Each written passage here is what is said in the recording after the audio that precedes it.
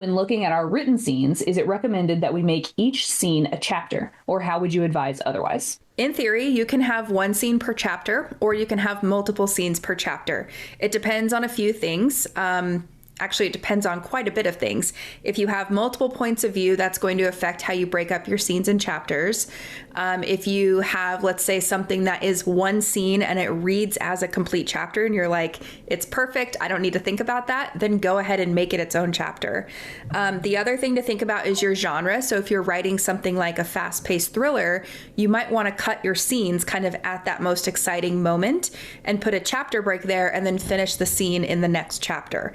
So it just depends. And kind of the other end of the spectrum there is if you're writing epic fantasy or something like historical fiction too, you might have 3 to 4 scenes per chapter per point of view, depending on how many of those you have. So it just depends. And I always say go with your gut and then get outside readers to see how they feel about the pacing and where you've broken your chapters and things like that, and tweak from there.